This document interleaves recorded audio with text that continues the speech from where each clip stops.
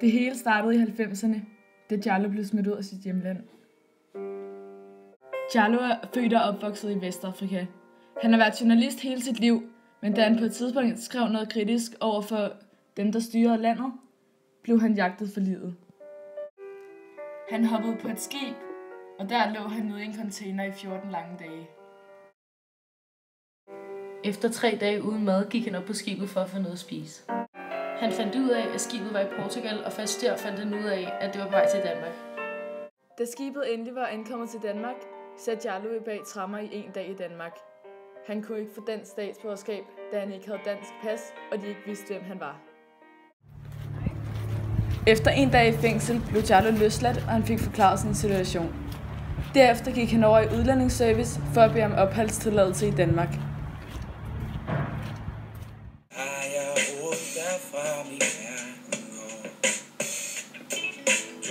Danske sprog, du er min moders stemme, så søg velsignet du mit hjerte.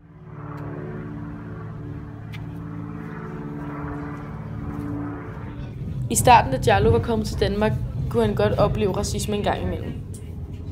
Efter noget tid begyndte Jallow at føle sig mere integreret i det danske samfund. Change here for the F line.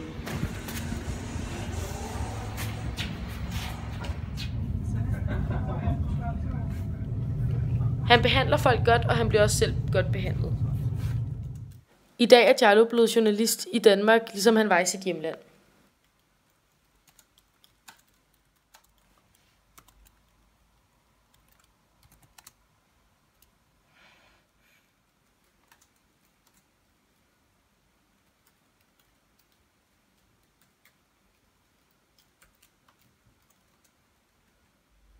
Jallow har en helt normal hverdag, ligesom alle andre danskere.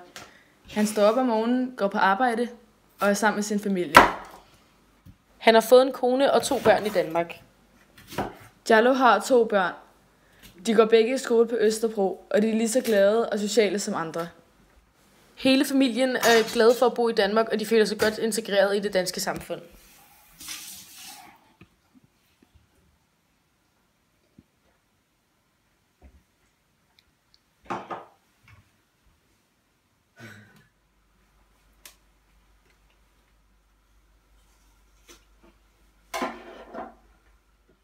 Jallow arbejder meget og hårdt for at forsørge sin familie. Han har politiske holdninger og bidrager meget i det danske samfund. Jallow synes selv, at han har opnået det gode liv, selvom han har en meget mørk fortid.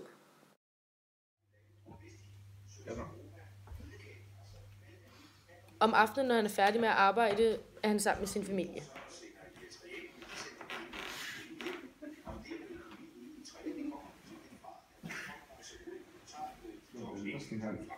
Jallow og hans familie går rigtig meget op i politik, og de ser altid nyheder.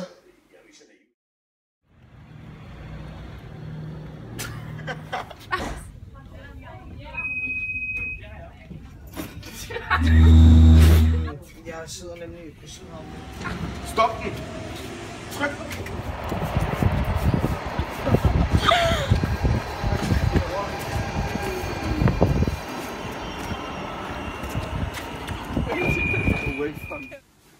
Efter 1 dag i fængsel blev han løsladt og fik forklaret situationen.